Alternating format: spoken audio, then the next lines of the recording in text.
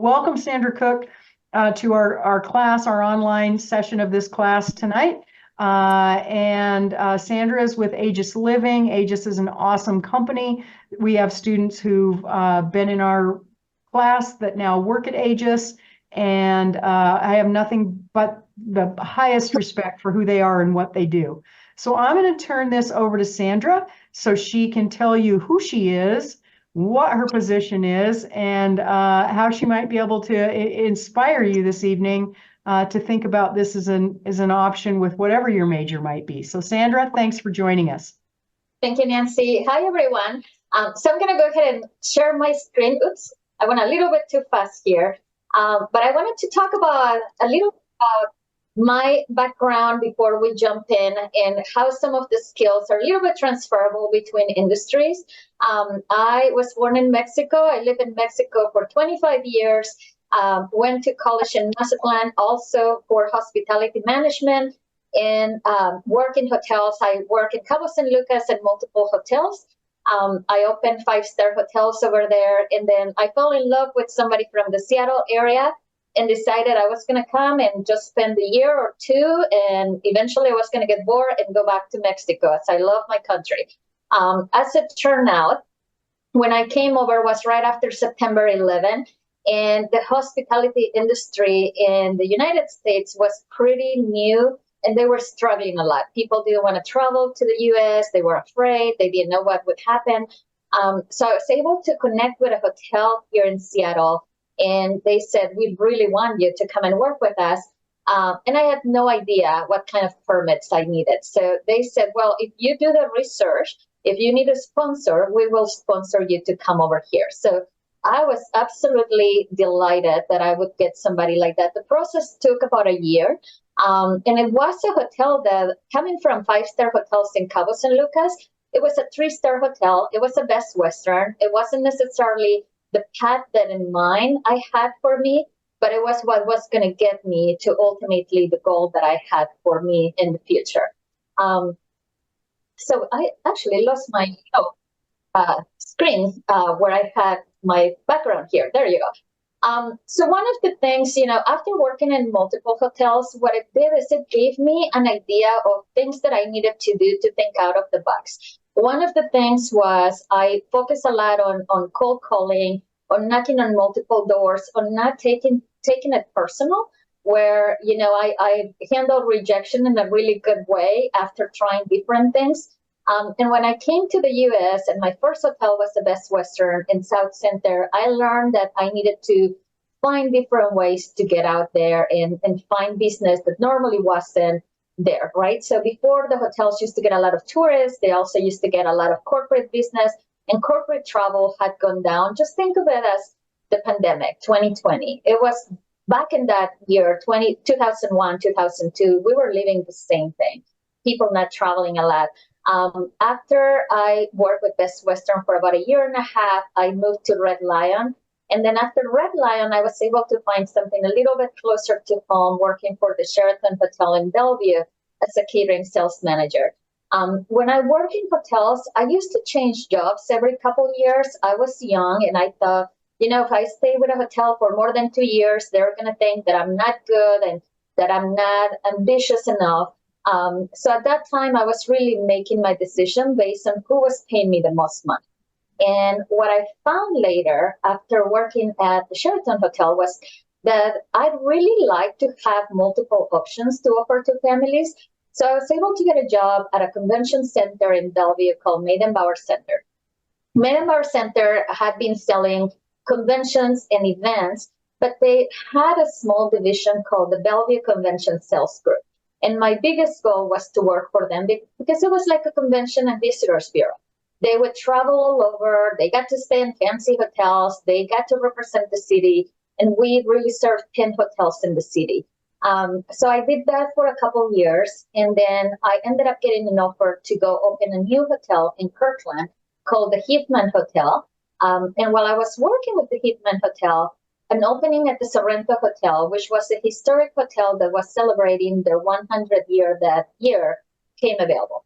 So I ended up moving to the Sorrento Hotel. So what you can see here is I jumped from hotel to hotel, just trying to find what was my place.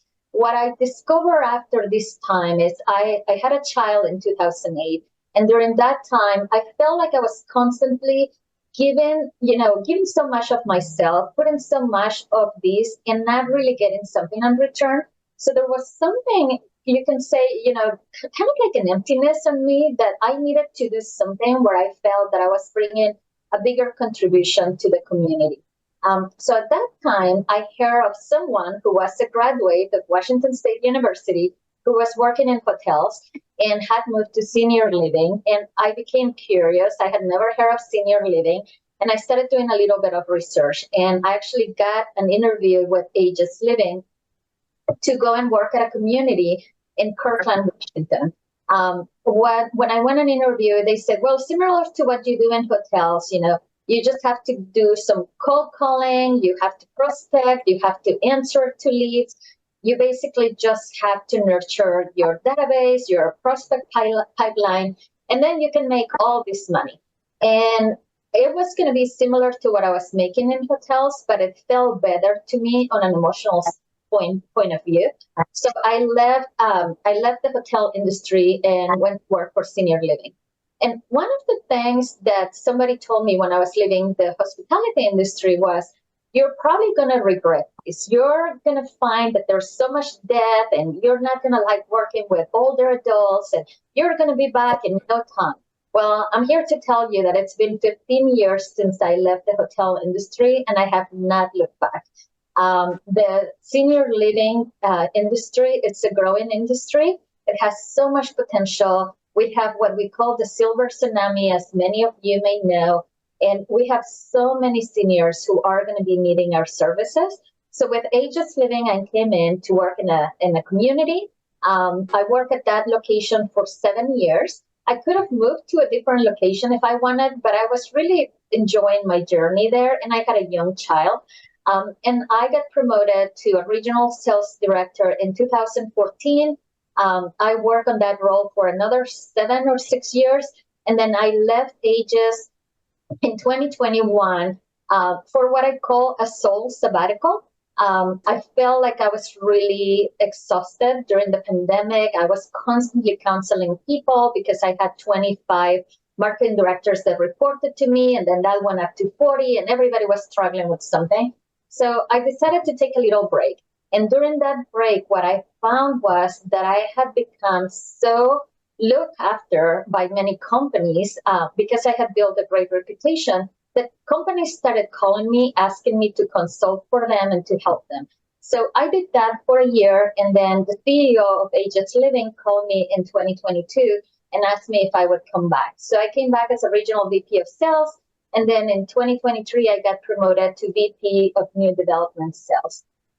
So basically, in a nutshell, I work between senior living and hospitality sales for about 28 years. And here I am talking with you. So wanted to show a little bit of our communities. This is one of our newer communities. It's called Aegis Living Lake Union. And I wanted to talk about some of the things that work and don't work when we work in senior living. And hopefully some of these will resonate with you and encourage you to look at other venues that are outside of the different mindsets that we have, right? Like sometimes we think hospitality management may be the best. Sometimes we think food and beverage. And then you find that you have a passion for helping people, and this may be good for you. So one of the things too, this thing keeps jumping all over. Let me see if I can. There's different types of personalities, right? When we talk about sales, what I have found throughout the many years in senior living is that we have people who are order takers. So basically, those are people that are good when you have a client that already comes in and they're ready to make a decision, but we don't get those clients in senior living.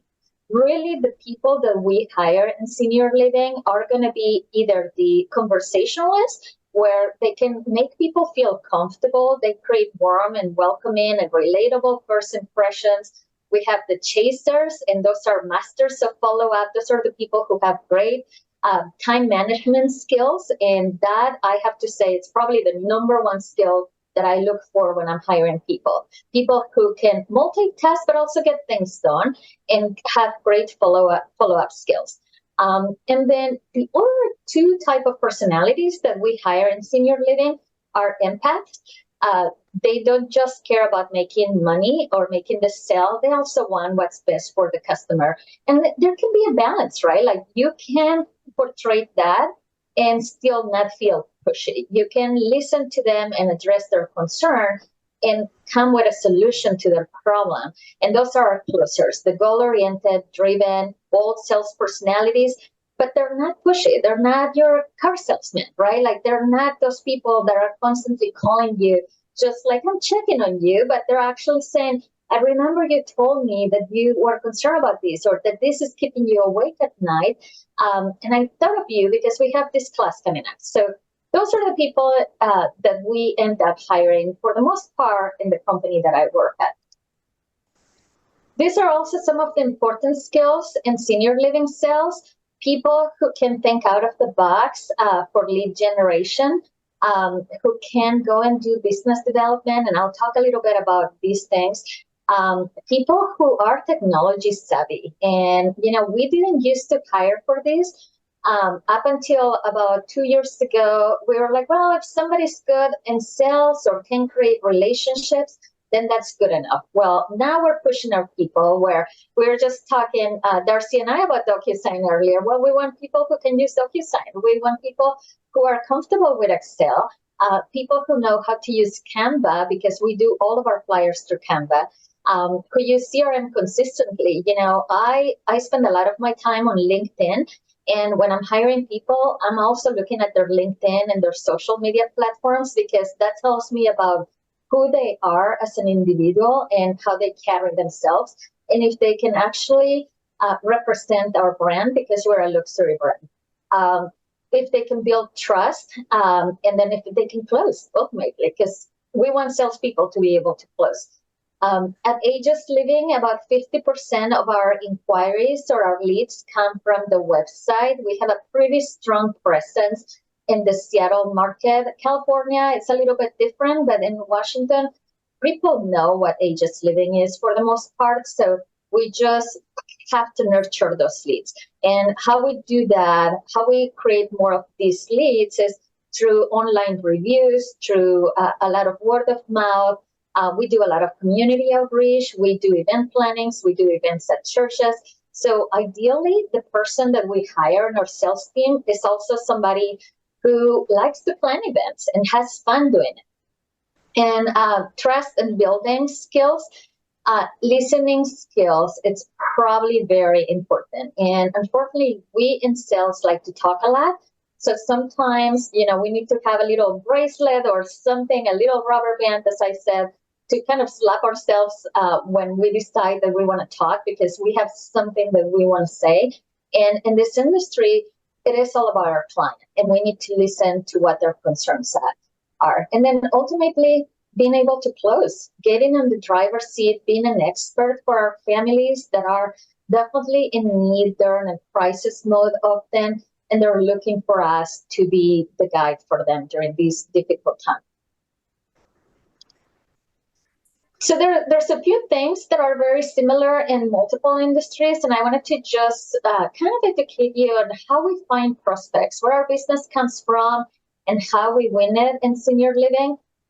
So this is the graph that we use a lot in our company when we're training people, and it is where we find our prospects. And when you look at the A, this is our communities where our seniors live, and then who are the easiest ways to, or where are the easiest ways to get business? So obviously our residents, their friends, and their families, if they're happy customers will bring other customers. So we always tell our residents, friends make the best neighbors. So send us a referral of your friends.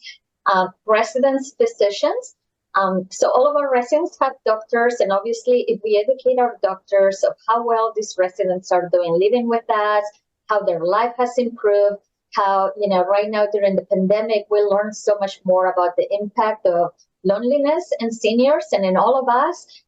So educating the physicians on these, the EMTs, the medical, the emergency responders, so the paramedics, the police departments, the local skilled nursing facilities. Our sales and marketing directors tend to do a lot of outreach with them, where they would go maybe do a chili cook with the police and the fire department, or bring dinner to them, do something to make them feel appreciated, and also to let them know what we do as a company. We do a lot of things with community organizations like Kiwanis and Rotary clubs and Lions clubs, wherever we can find people that know older adults, right? And pretty much everybody does. So it's being present on a lot of different things. There's neighboring senior housing communities. So there's, for instance, Merle Gardens is another company that does senior living, and they do a different level of care than what we do. So we are really good friends and competitors, and we talk with them. We send them business of people who are not the right fit for us, and they send us business too. Religious organizations, so all of the faith-based organizations obviously are very close to their seniors. And then there's third-party agencies. So think when you're traveling of your Expedias and Travelocities, there are some agencies like that in senior living that bring business to us, and they get a referral fee from us if they end up staying with us or working with us. Any questions here so far? All right. So courting our prospects. And by the way, this is a picture of one of our fabulous communities in Bellevue, Washington. If any of you is ever around and want to stop by, please do come over. This is Aegis Bellevue over Lake. A lot of what we do is nurturing our leads. And you may have seen the sales or the marketing funnel, as we call it. And this part is very similar on all industries. So there's times when you're doing some marketing, and these two belong more to marketing, and then these three belong more to sales. And we often use those two words as one, sales and marketing, but it's really different. Marketing is more about creating awareness, making sure people know you're there. And that is when people are starting to look. They're just, researching, looking online. They may inquire, but they're not ready to buy. Sales leads are those that are ready to buy. So when they come in and tour our communities, that's when we pitch our offer, right? Consideration is when we do an evaluation, we give them pricing, we talk to them about what it would take to move them in, move their parents or their loved ones, and then the decision part is closing the deal. What is really important is in senior living, it's not something where you get immediate rewards. It's not like going to the casino and you hit the jackpot. Over here, it takes a lot of time. I think you guys had a line or the Inquire people before talking to your class, but it used to be prior to the pandemic that our inquiries would take anywhere between 15 to 21 touches, meaning you have to call them, you have to email them, you have to mail them a letter, you have to send them a little gift or something to nurture them. It's gone up to 38. So it went from 15 to 21 touches prior to the pandemic to 38 touches. 38 inquiries per month, 27 touches. So it almost doubled from 15 to 27 just in a matter of 2 years. And what this is telling us is, people are a lot more cautious. They're afraid. They're afraid of making a financial decision. They're also afraid that they're going to run out of money because they don't know how long it's going to take. The economy right now, it's not as strong as it was 2 years ago, where in the Seattle market, you could sell your house for over $1 million of asking price. Now there's not a lot of people buying houses because the mortgage rates are so high. So it is taking a lot more of this courting to our clients.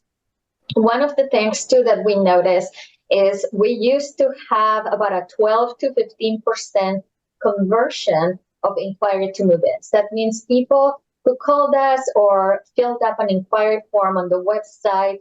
We used to get about 13% of those moving in.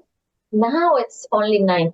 So we're having to work a lot harder. We're having to nurture people a lot longer for them to come in. However, what it's really interesting is where our leads are coming from. Because this is an industry where we're still working with older adults, and sometimes it's the older adults still making their decision, it's not their adult child, it's still printed advertisement that it's the number one generator of our leads and move-ins. 68% comes from word of mouth, from referrals, 66% from direct mail. So a lot of things that maybe many of you have never really seen happens in this industry. 64% from unpaid referrals. So these are your doctor's referrals, your skilled nursing facilities, your paramedics, your police department, and 32% from the web and social. And I'm going to talk a little bit more about this. It is up from 2022 at 3%. And what is happening is we're seeing a little bit different generation now seeking. When I first started at Aegis Living in 2008, all of our clients were pretty much baby boomers. They were the adult child. And the baby boomer generation, because they went for so long, they were our client for a very long time. So as an industry, we have been archaic on adapting to the changing generations. And that's where I'm hoping the younger people like you will come and help us and influence us and refresh, because we really need to have a lot more ideas on how to target different generations.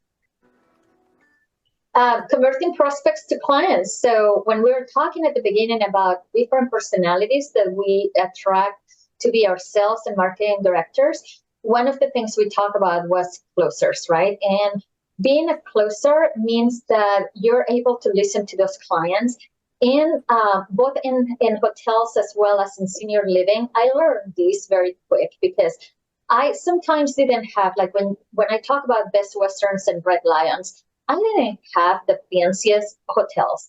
And I didn't have a hotel where people were like, wow, they have a waterfall, they have water views, and they don't have the beach. I had a building that, if at the best, was, again, a 3-star hotel. So I needed to sell the services, not the building. And that is what we do also at Aegis Living. Even though many of our communities are fantastic and beautiful, half of our communities are a little bit older, but they offer great care. So we don't do feature selling, we do benefit selling. So it's not what something is, it's what something does. But even more is why we do that. And when we're able to justify to the families why we do what we do, people tend to connect with us, with our emotions. We speak to their needs and their emotions, and they buy from us because we're listening to them. Darcy, you want to read me the question?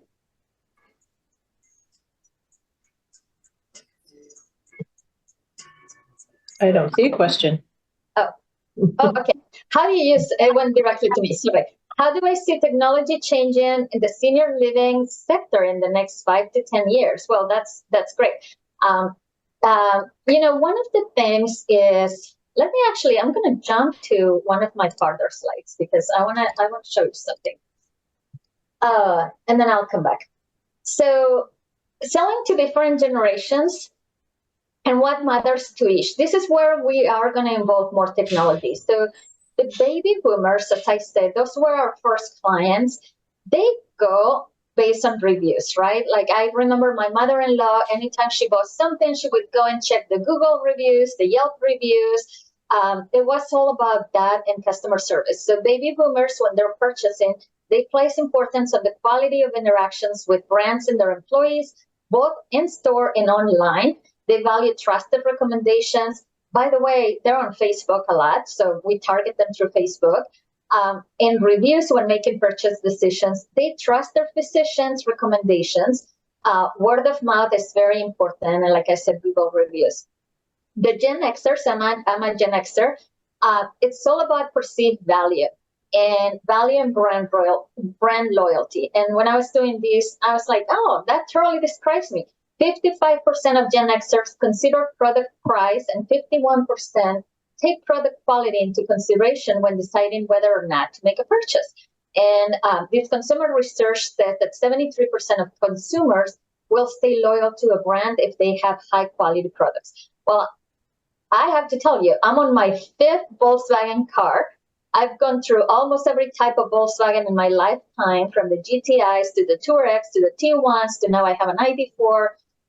Because I like that brand, I find value, they're affordable, they're great cars. Why would I go and look for something else, right? And that's how the Gen Xers think. So it's comfort, it's value. And then the millennials and Gen Zers, it's about corporate citizenship and social media presence. And most Gen Z and millennials prefer to buy from ethical brands that truly care about people and the planet.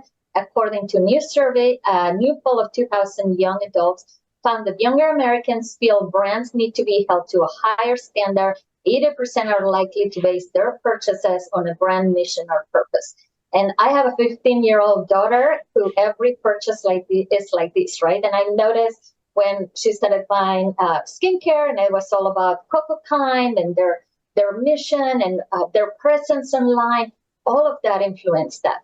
What is really interesting is for senior living, as we're changing, and right now it went from baby boomers were the adult children to now baby boomers are moving in. Gen Xers are the adult children, but now there's a lot of more millennials and Gen Zers that are actually looking for their parents or their grandparents. You know, many of them, because that's a whole other topic, but our diet influences so much our brain health. Our sleep influences so much our brain health. So we're seeing a lot more Gen Xers that are developing memory loss, and people in their 50s or early 60s that are having to move to senior living communities. So there's a lot of younger people in their 20s and 30s that are finding places for their parents or helping find places for their grandparents. And because they care so much about the brand, you know, we have to tap into their wishes too. So the community that I was showing over here, now I'm going to go back like 10 slides here. This community, it's a community that was built with the most efficient ways. It's the first green senior living community in the United States. It is in Seattle and Lake Union. Yes, it has amazing water views. We recycle all the water from there. We do not have any propane in the building. We really focus more on that corporate citizenship. So this, you know, we struggle when we open this community, and that's why I put that community there when I was going to talk about what doesn't work. We opened this community thinking, you know what, this is going to be great because Amazon is right around the corner. We're going to have all the young people from Amazon bring their parents to live here. And then the pandemic happened and Amazon was working from home. So we didn't have all those young people over there. So we are back to having to find in this community, you know, when we have people like the baby boomers or the Gen Xers coming to tour and we talk about the green building, they care about it, but it's not a decision factor because they're basing it on price and value. They're not in on reviews, and we don't have enough reviews yet online because we haven't been open for very long. So here our tactics should be either two things. If we're going to go and target the baby boomers making the decisions for themselves, then we need to make sure that we increase our reviews online so that we are bringing a lot of people maybe for events and we ask them to post a review, and people who are moving in there, that we entice them to post a review. Maybe we even give away a Nordstrom's gift card every once in a while to people who have given us reviews, but we need that for that client. Or if we're really going to target the younger generation, then we need to go and start marketing to where we can find those people, right? So your sustainable events, festivals, things like that, because we're not going to find those people usually at the churches. We're not going to find them anywhere else. Maybe we need to start getting more involved on TikTok. Maybe we need to be more on Instagram. So it is a different way. And I hope that answers your question on how we see ourselves. So it really depends on the community and what your population is going to be at the community. But I see us going more towards targeting those millennials than anything else, in making sure that we're making a bigger impact and that we're getting the word out, that we're a great employer, that we do all these sustainable practices in our communities to attract those people that are more conscious about corporate citizenship. All right, I'll jump back to where I was. And feel free, I see one more, right? Oh, yes. Everyone, please, any questions, please put them on the chat. In that way, we can get them answered. So we talk about benefits, but really what we do is we sell trust. You know, when somebody comes, and I do a lot of selling still, I like to be in sales. That's really something that fills my bucket. So any opportunity I have, I call families, I answer their questions. I am vulnerable with them. I've cried so many times with families when they're telling me everything that's happening to their mom, their loved one, their spouse that they promised to be their caregivers forever, and they can't handle it anymore, right? So I try to be honest. People buy from us because they trust us. So we have to listen. We have to make promises that are deliverable. We can't just promise something because we want to win the business. We have to be able to sleep through the night. And I think for me, really what has kept me with this company for so long, like I said, in hotels, I went from hotel to hotel every couple of years, every year and a half, and I've been with Aegis for 15 years. It's because I believe on what we do, and I believe that we're delivering the things that I'm promising. We admit when we're wrong, we are humans caring for humans. We are going to mess up every once in a while, but it's how we react to our mistakes and if we own them when those happen. We communicate a lot. We use a lot of technology. Also, we develop our own app. It's called the Family Link, and we communicate to the families that are not at our community with pictures of their loved ones when they're doing activities. We let them know how they're doing. We win their trust by doing that. We're vulnerable, as I said. We're helpful. We show people that we care. We stand up for what's right, and we're transparent. And sometimes, we have difficult conversations with families where they are in complete denial. Their parent needs more care than they're willing to do. And we have to have those conversations with them and guide them a little bit more. And this is a little bit goofy, but I like to say we need to sell like a doctor in 5 steps. So we agree up front. We have to ask questions. And in senior living, it's a little bit intrusive sometimes because you're asking a lot of personal questions and you're asking them, why are you here? And sometimes families will tell you, you know what, maybe it's more than you want to know. And I'm like, no, I do want to know everything. I want to know if your mom is bipolar. I want to know if your mom refuses care. I want to know if your parent went through a traumatic event when they were young or something happened, because some of those traumas that we have and some of that PTSD comes back in our later years, and especially if it happened when they were young. We have to show domain credibility, know our business. So just before you all joined, we were talking about having a growth mindset. And in this industry, when I came from hospitality, I have to say the first year to maybe a year and a half, I was like deer in headlights. There was so much to learn, but I was anxious to learn more. I took the time. I would spend some of my personal time beyond what the company was training me on because I wanted to learn more so that I became an expert for families. We need to qualify our leads. So if somebody can afford this, then I'm still going to redirect them. I'm going to give them an answer, but I'm not the right fit, right? And that's on our last part. Prescribe an appropriate solution and then be ready to say you don't need our help, or maybe I'm not the right fit, but here's the right fit, right? Like here's a telephone number to my friends at Merrill Gardens. They will be able to be a better fit.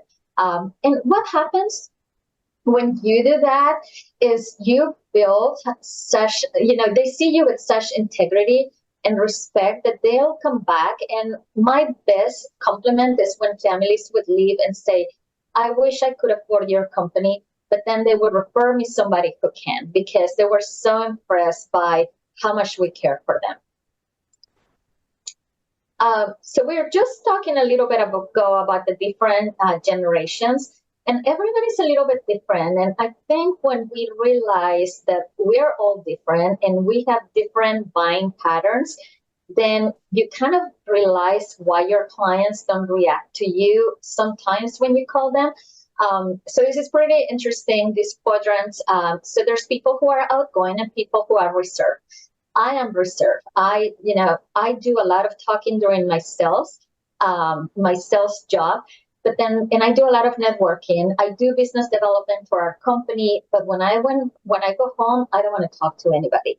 And if you're a salesperson and you call me, forget it. I'm probably going to hang up the phone on you. I am the type of person that will call you whenever I want something, and it has to be on my terms. And I'm a type A personality, right? So I don't want people talking about it. I want people going to the point. So I'm a D type.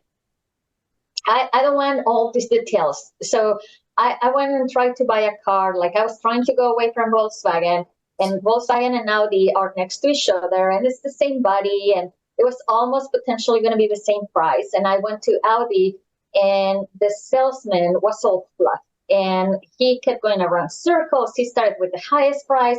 I had already done my research. I already knew what was the lowest they could go, and he wasn't going there. And after an hour and a half, I just got up and said, you know what? That's fine. I'm just going to go to Volkswagen and buy a car. I walk into Volkswagen and I said, I want that ID4, the black one with that. Can you just do the contract quickly? I don't have time. It's like, just get it done. He lost the sale because he didn't really listen to me, to what was important to me. I didn't want to sit there for 2 hours. I was hungry. I was annoyed. I really just wanted a car. He thought what was important to me was a luxury car. It wasn't. I wanted a car with 4 wheels and a steering wheel, and that got me from place to place. That was it. Now, there are people who are S-type, who they're the people pleasers. And in this industry, we find a lot of those people who say, I want my mom who has Alzheimer's. Hi, I need to know, I need to do this now because they took the hold off my account for 30 minutes. So I need to know if. Okay. So one of the things here is that what's really important is that because you are going to be on the driver's seat so many times throughout your career in sales, regardless of if you go in sales or not in sales, I mean, you're always selling something in a way to people, whether it's an idea or it's a service or it's a product, that you find where your client falls into these quadrants, right? And that you try to customize your sell, and sometimes we don't have a lot of time to really discover. You can go and ask people, what type of personality are you? Although if you ask me, I probably would. Like, if you gave me a sheet with these, I would go in circle and just say, just tell me how much it is. I don't want the details. But there are people who love the details, right? That they want to know the why. They want to know what gets you there, why you're still working at that company. I mean, there's a lot of people like that. So the sale is very different for everyone. But like I said, it does in senior living take about 27 different touches, and you have to be creative, right? And it may be 35 for your C type, and it may be 15 for your D type, but you have to be prepared for nurturing these.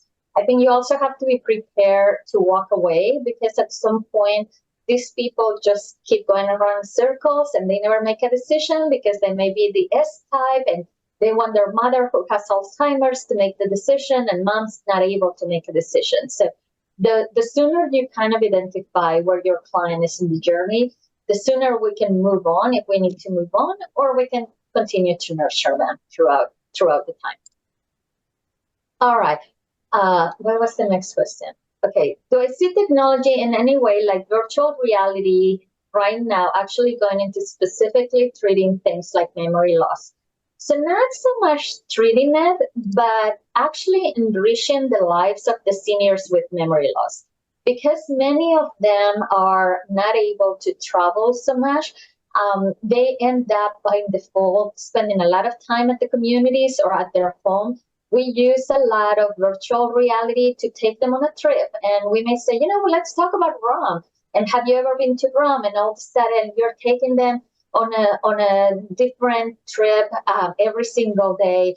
We also have a machine on some of our newer communities that was developed in Poland. And it is a machine that has about 180 different games that it's a projection, and you have to match pairs and you do all kinds of different things. But it is a lot of technology based. We also have a lot of seniors who have hearing deficit. And we bring, instead of having everybody with hearing aids, because sometimes they lose them, we bring a lot of other technology to support with that. Furthermore, we use technology to keep them safe.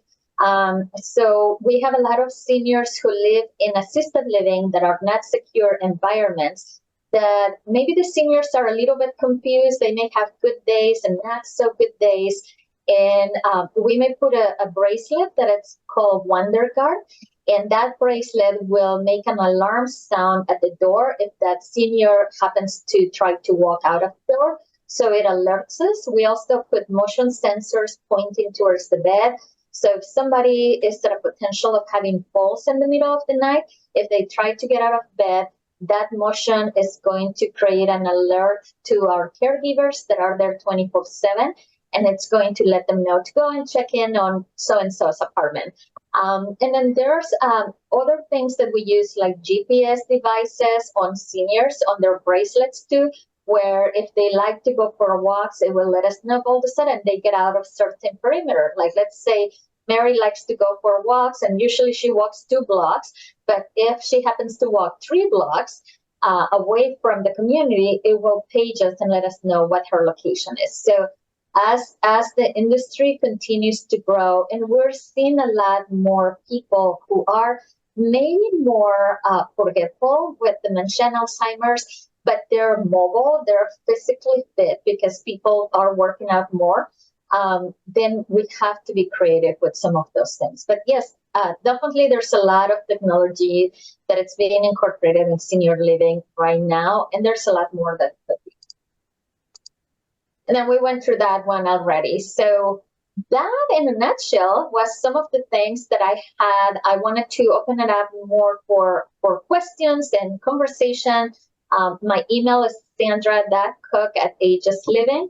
I was just telling both Darcy and Nancy that we're always looking to hire people.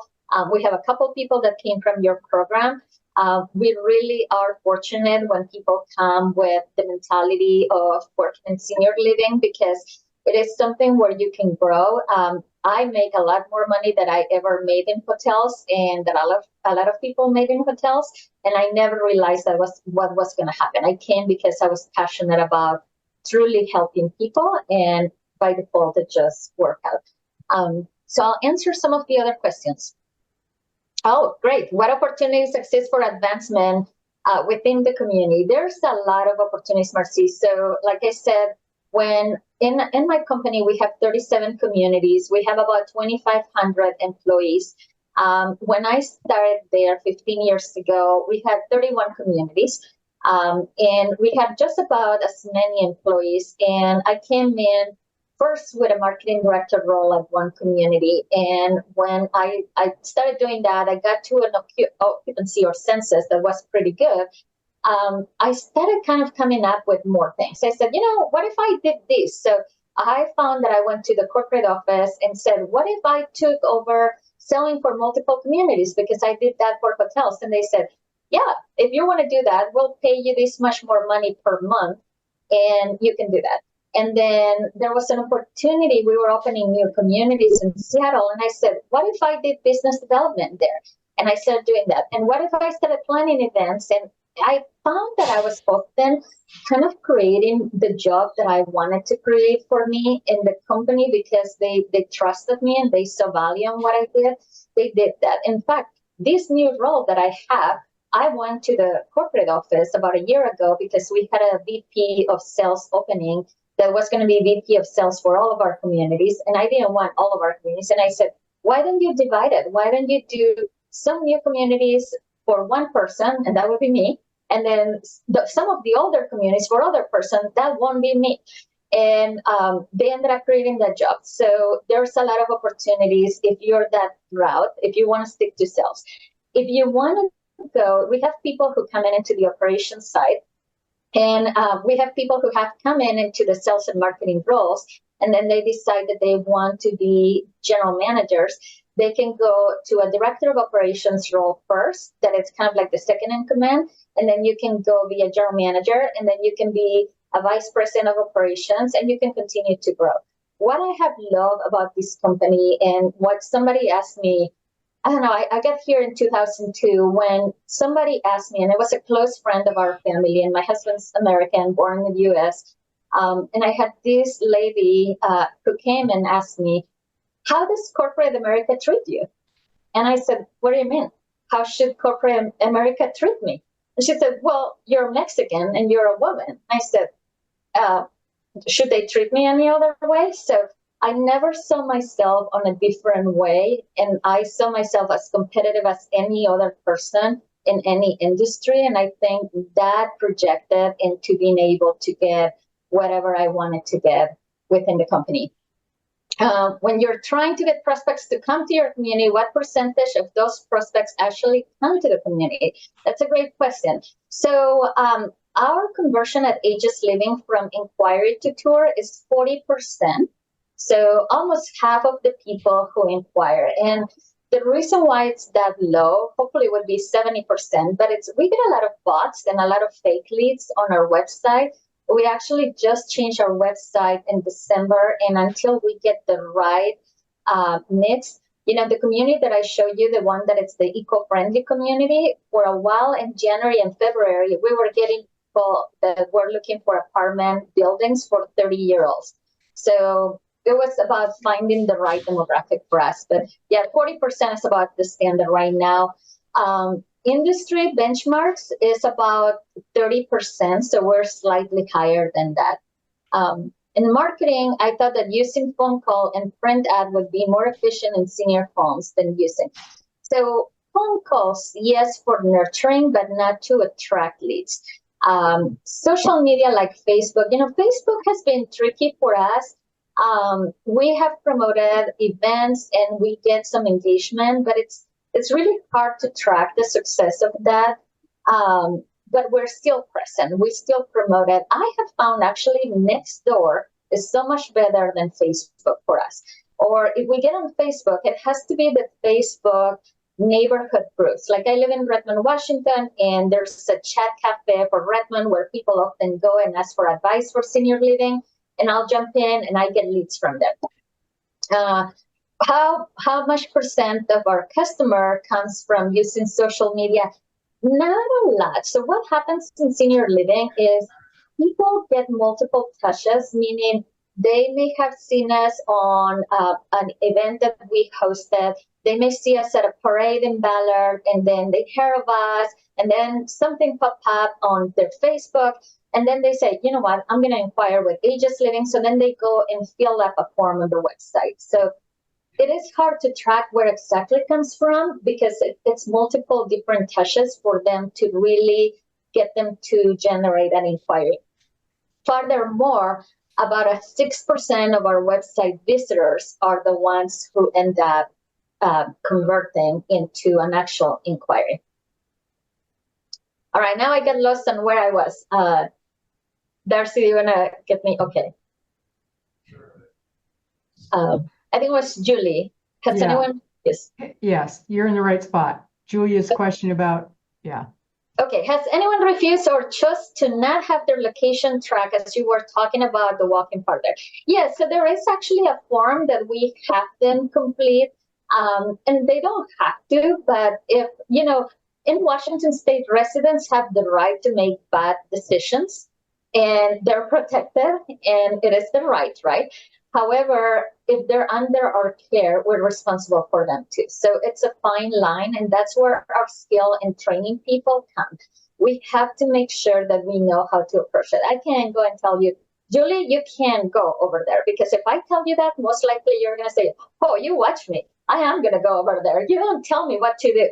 And especially if you're 50 years younger than me, or if I am 50 years younger than you and I'm telling you what to do, that's not going to go well. So you have to be very creative on how you approach that.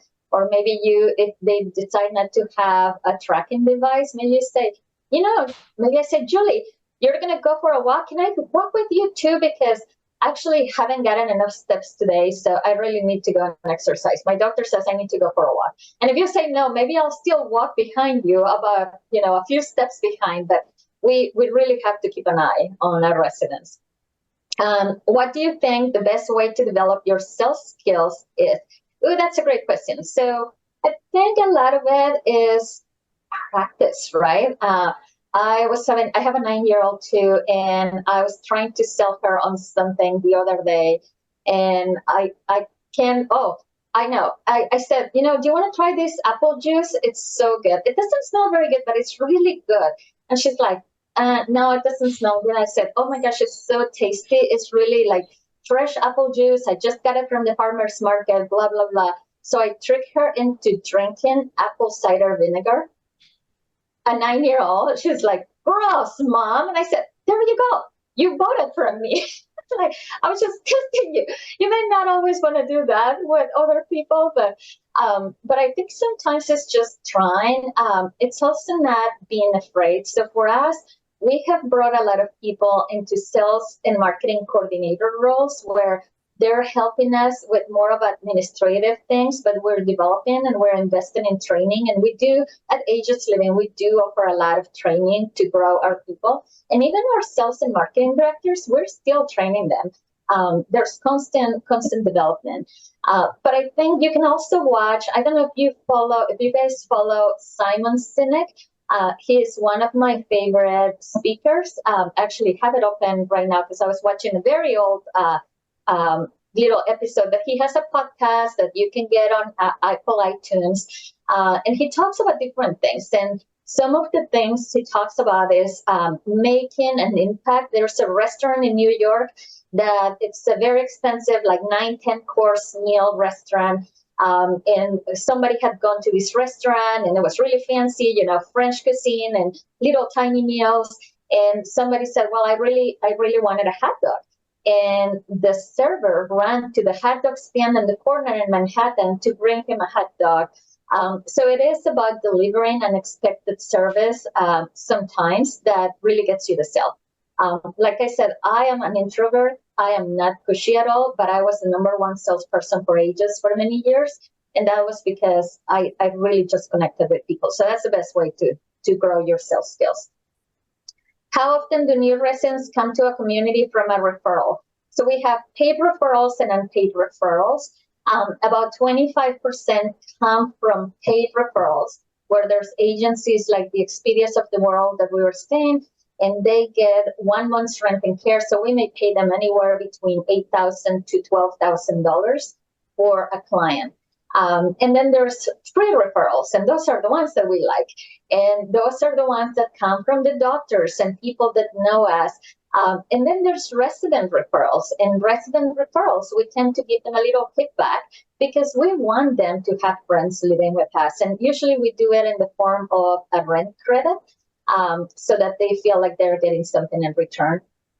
Out of the 4 types of people, which is the hardest type to sell to, I don't know, you guys tell me. I think it's the type that I am, the D type, because those people are not going to let you do the sales speech, and they think they know more than you do, and they want to feel like they're the drivers of the sales. So the sooner you make them feel like that's their idea, I don't know if you ever had one of those parents. I have one of those spouses where if I put it in as it's his idea, but it's really my idea, it goes much farther.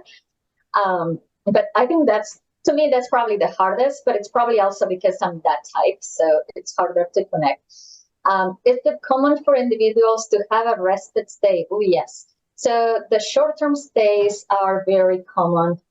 There is a lot of guilt when it comes to people moving their parents to a community, but there's also mistrust from the seniors themselves who come into a senior living community because it's change, and a lot of us don't like change.